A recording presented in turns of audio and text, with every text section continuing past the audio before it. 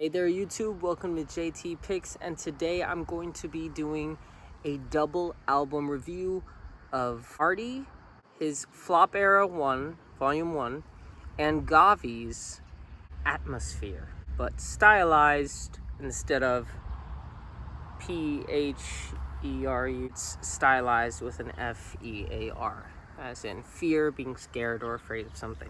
Marty's Flop Era 1. When I think of the project, right, I just think of this one thing as its main flaw. That's where I'm going to start. Its flaw, which is that it is too short, way too short.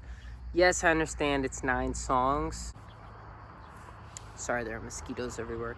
Even there, it's already very short, but you have songs that are literally a minute and a half, which is crazy for the length of a song. An average song is about 3.5 minutes. And these days it's been shortening to about like 2 minutes. And so for a song to even go below that, it's like, okay, now you're just stretching kind of what a song is. There was one that I'm not sure if it was Nope. Not Questions. Questions is probably my favorite song of the album. Love the boom bap style. Marty in our interview was 100% correct. I would love that one because of, its style, its lyricality. It definitely was like De La Soul like, right? It's a great track. And in fact, all of the tracks, except for one, have this standout element to them.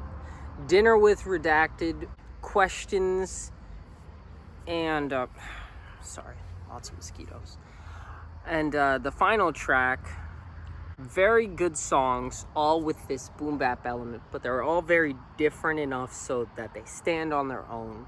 Questions was probably my favorite. I know I said it before, but it's my favorite song of the album. Beat to that rap, what keep beat to that. I love these slow strums, the staccato strings. I also love how, for such a short album, right, which is probably my biggest critique of the project, you had so many different types of sounds on such a short album, right? You had the boom bap in those 3 tracks I addressed. You had a worship / pop vibe in My Room, a pop / almost like a hip-hop-ish too type vibe in Yell at Me, which is another standout to me. Nope was just a hard banger, and I like that. And so was my probably second favorite song of the album, which is Christian Rapper. It's such a great song to just start your project with. Marty had said in the interview that he wanted to make a song worthy of being used on Instagram, and my goodness, was it. The song goes so hard, that kicks, the rapping from Marty and from Breno, who goes equally as hard and equally as good. Now, on the song Nope, Marty goes good. Now, look, I want you to know, just even though I had that interview with Marty, there is no, favoritism or anything like that here, right? I am going to be equally as tough on Marty as I am on anyone else.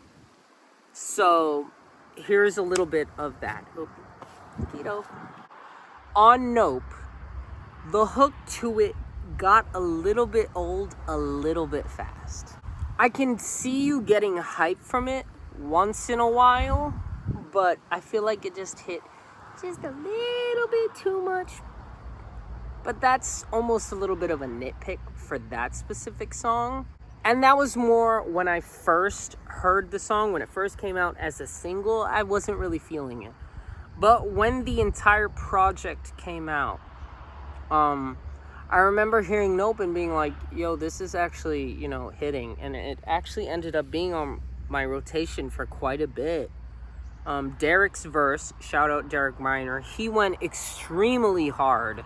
And his was definitely the standout, especially the part where he goes, like a missile when God told me, go sick him. And he does that thing. Oh, that was chef's kiss. I'm in Italy, right? You gotta do that. I have to mention my least favorite song. My least favorite song is easily Golf Course Meetings. I don't think there's any like particular reason for that. I'm not a professional, I'm not an actual musician. This is just how I feel as a listener of music. I say this in the most respectful way. It almost feels like it was thrown together. The song itself is very disjointed, if that makes sense. The hook is like, the only part of it that I actually remember is this line about Pauly Shore. It almost felt like kind of like the hook of Nope, where Nope has this line about J. Cole, and so he's like, let me just take inspiration from that line, put it in Golf Course Meetings, do it with something else, and voila. Then, do a verse, have Gavin Hot Rod throw in a verse too, and put a beat that is slightly hard, and my personal definition of a little bit chaotic. Put that on a song and voila. So that all came together, and I was like, yeah, it's a song. Now, is it as bad as I'm making it sound? No, music is very subjective, to each his own. Everybody's going to feel a different way about it. I really hate being slightly, even critiquing a little bit, but that's just, I gotta be true to me. I gotta tell you how I feel. So I think I'm just gonna go ahead and give a score, and then I'm going to actually end on a bit of a sweet note. So I think that after, all that time of listening to it and thinking, I still don't have a solid score yet. So I'm gonna give 2 scores, and I'm gonna let you, the audience, decide what it should be. Because this is just what I think. I think the biggest flaw is that this thing is way too short. That is literally, like, every time I hear a song and see, I'm like, it's over already. I don't do like 7.23 or whatever, I do either a whole number or x.5. So the score right now, because I'm feeling like smack in the middle, is 7.5. And I am personally not sure where to go with that. So that is what I feel the score should be. As far as where I feel Flop Era Volume 2 could go, I think this has a lot of potential to be, if you hit the certain parts of it right, it could be a 10 out of 10 album. You heard me. I fully believe that. Because it's actually a lot smarter than it appears to be. Oh, it's Flop Era, right? It seems like a mindless compilation album at first, but with the added insight of what Marty told me in the interview, especially about things like how it pokes fun at church culture, you start to hear those things and realize, like, there's actually a common thread throughout the project. Constantly, he was mentioning things like, how strange girls who said Daddy God were, how at a church once someone passed him a mic and now he was oversharing. All these things that were about, like he said in the video, church culture. And I could hear it a little bit in every single track. And I was like, wow, that's actually a common uniting thread. This isn't just your average compilation album. It's a little bit more than that. So maybe because it's a little more than your average compilation album, I'm just going to go ahead and give this a 7.5. There you go. As I'm sure it probably will age better as time goes by. So I think a 7.5 is pretty worthy of this project, which is good, almost great, but something's lacking, and I'm pretty sure I've already said what that thing lacking was. Now, number 2, we are going with Atmostfear GAWVI. And I don't even know if I should mention this, but I'm going to. It seems like I should have all the biases in the world because I had an interview with Marty, right, for the other one. And I tried to get an interview with GAWVI. And if anything, he actually low-key, like, ignored me. I actually saw him once and gave him my Instagram. And he kind of, like, never said anything, never did anything. We're both Florida boys, so why wouldn't he? But, you know, like, I understand. But it just felt kind of low-key, like, rude or something, honestly. Like, not even respond or be like, oh, hey, yeah, just checked out your Instagram. Sorry, I'm just really busy. Can't do the interview or whatever. Now, this was months ago. Like, actually, if anything, it was, like, last year. And, so, my point is, if anything, I should have bias to be like, Marty's project was a 10 out of 10, and GAWVI's project sucks.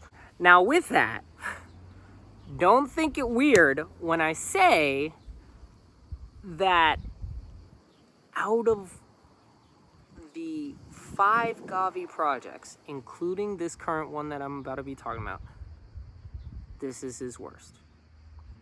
Now, let me also add on to that if we were talking about most other artists, this would be in their top albums, if not their top album.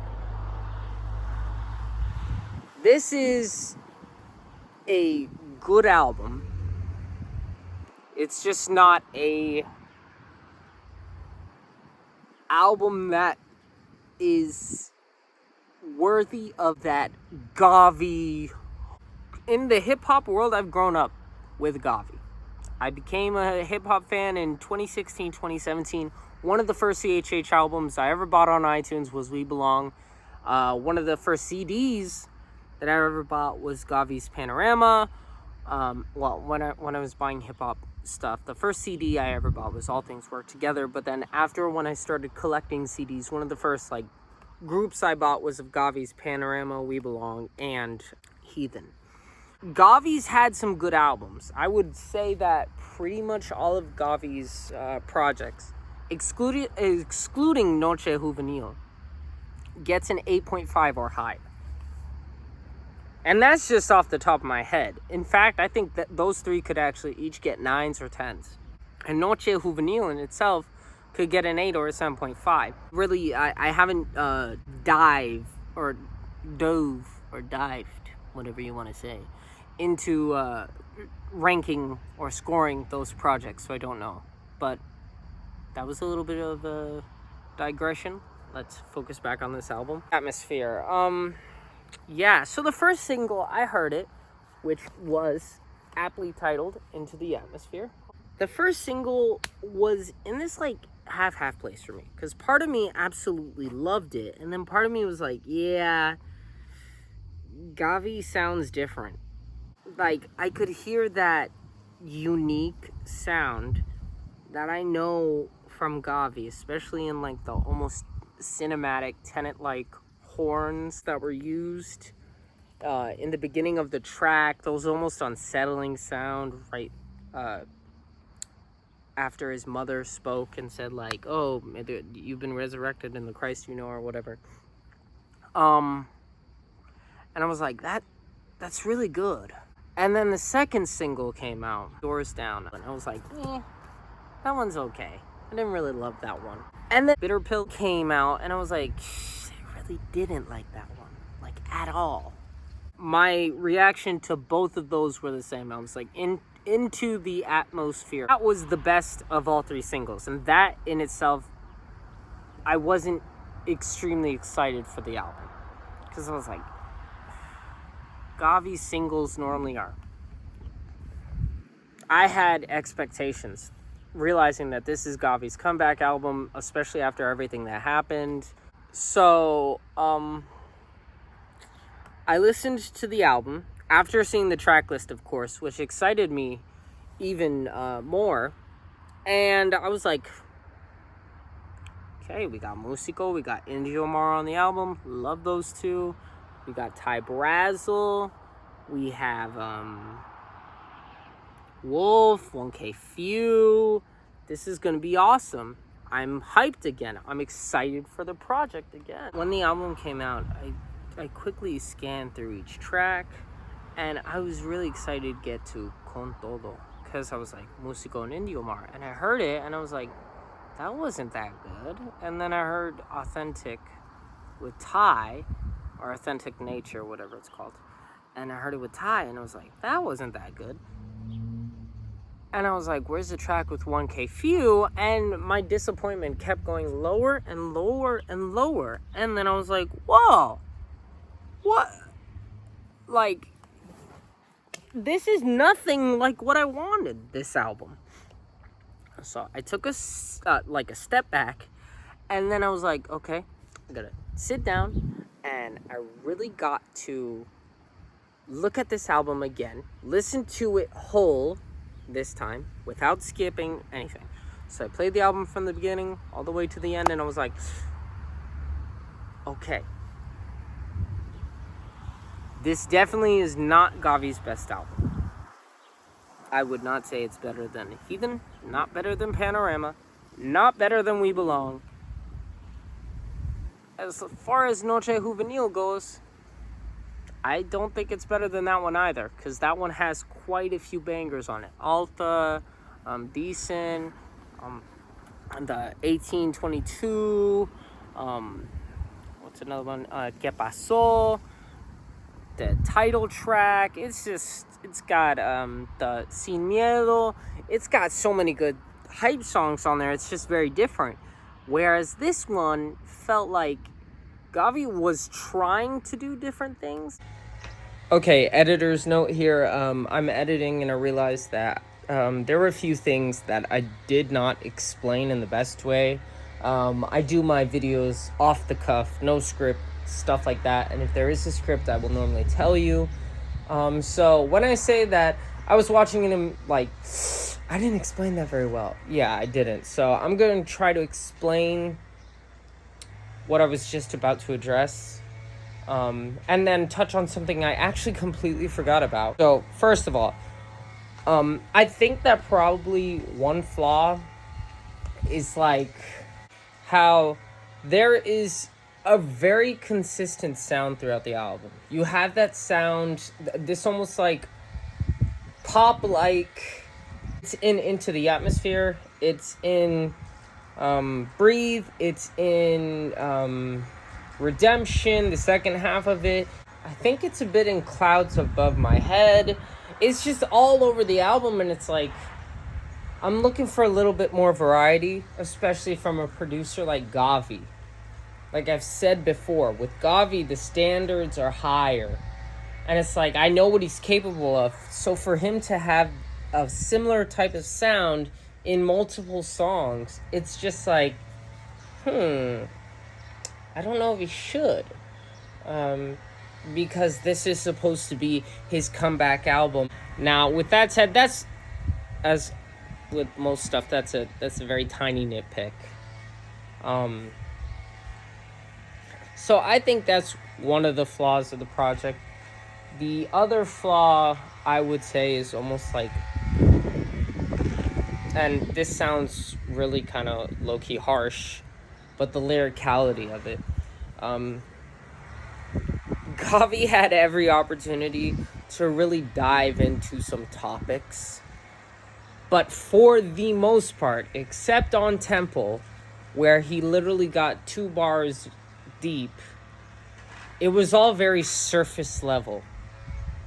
John Keith on Eremos, he really dove in. Nothing held back with his entire album and the subject matter. He did not hold anything back. This felt like you were taking your lyrics and making them so surface level, which is great. Clouds Above My Head, I relate to it.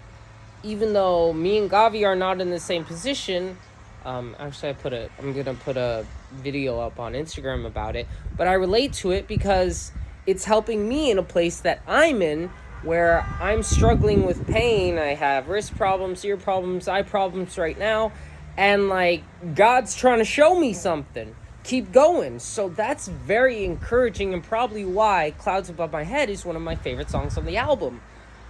So generalization in music can be a good thing, but it's just that when you know the context behind the album, the generalization kind of seems like you're not doubling down, you're pulling back almost.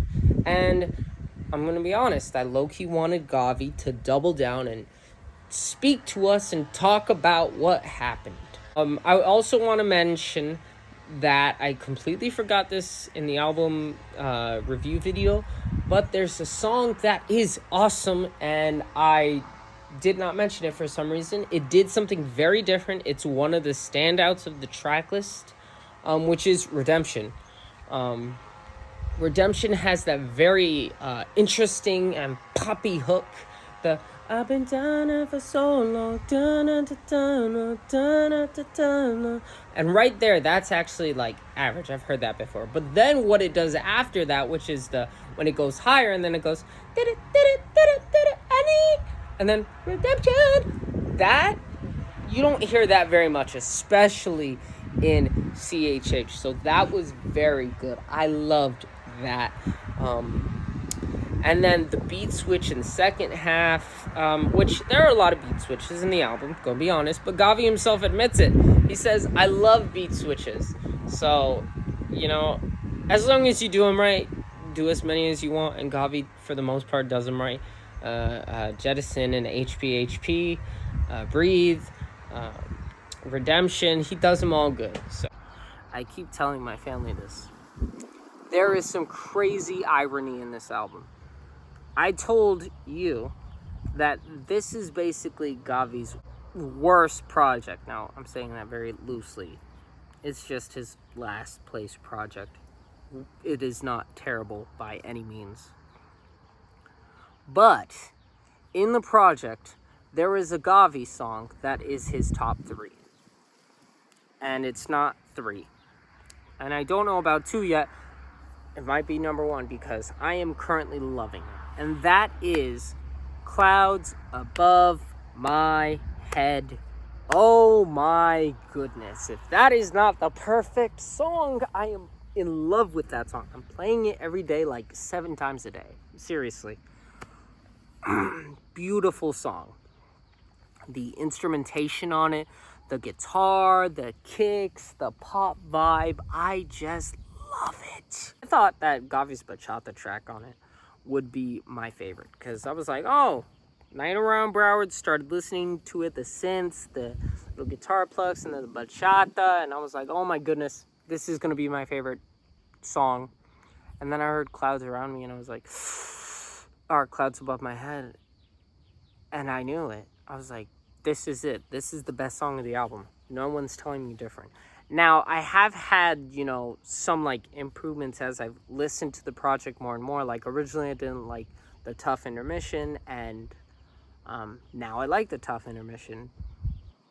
And I didn't love songs like Breathe, and then I realized that beat switch in the middle was absolutely spectacular, and now I love it, especially when he was like, I want it to sound like it's, you're going to... or you're in Broward riding to the beach. And I was like, dude, it sounds exactly like that. I'm going to the beach right now. What are you talking about? And so, definitely, I love the beats on certain songs. Breathe is definitely a highlight. Clouds Above My Head, favorite song. Second favorite song, Night Around Broward. Then I would say that Con Todo has actually grown on me just a smidge. Not a lot, because there are still times where I'm like, the chorus just kind of crammed in your face. Where did that come from? It doesn't come naturally. And until Musico's part, the verse and the hook of that song don't really intersect. Especially Indio Mars part just kind of pops in, and once again, not until Musico's part do we hear that and go, oh, it's a part of the song. Because Musico has his natural intro where he goes, Musico! So that is what I think of that song. Authentic Self, I like the cadence of Ty's verse, but as far as like the song goes, I don't think it's anything too special. Hallelujah, I'm torn on that one. As an outro track, I think it's okay.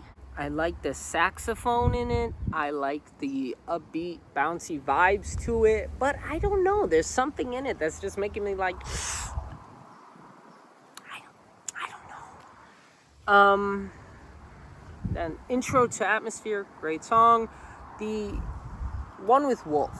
I keep forgetting if it's Jet or Jettison, and then I know it's Slash and HPHP, which is Hurt People, which I'm going to talk about that in a second. But that one was good too. I definitely liked Wolf's verse. I think his part is the highlight of that song, and the beat switch is great. But as far as kind of the hook to the second part of the song, the hurt people, I'm just going to flat out say it. Kind of sounds stupid. I don't know why, but it's kind of cringe to me. Especially with that, like, broken piano, like, trying to be on the nose there. Hurt people. I will make a separate video, and if you really want to know my thoughts about GAWVI himself and kind of the controversy around him, I will send a link to that video to you. All you have to do is DM me on Instagram. Excuse me, mosquito. All you have to do is DM me on Instagram and just, DM me the word GAWVI. I will personally send you a link to that video. I don't feel comfortable saying it, right here. My personal thoughts on that matter. So, yeah. All that said, we have a bottom GAWVI album, a top GAWVI song. It's an interesting dichotomy right there. Very interesting. And I think just all of that leads me to give the project a 7 out of 10. I think it'll grow to deserve that score. Personally, right now, I don't think it deserves a 7 yet. I low-key think it deserves a 6.5. But I know, and this is like a guaranteed no, I know it, that as I continue to listen to this project, which, trust me, I will, I'm going to be like, this is good, this is good, this is good, I like this is good, this is good, this is good. So it's going to get that 7. It's going to earn it. Right now, right this very second, I don't think it deserves a 7. I think it's more towards a 6.5, but I know for a fact that it's going to end up earning a 7. I'm going to end up liking it more than I do right now. Although, clouds over my head. Remember, I know 2 things. I know that Jesus is king and that JT, moi, knows best. See you guys next time.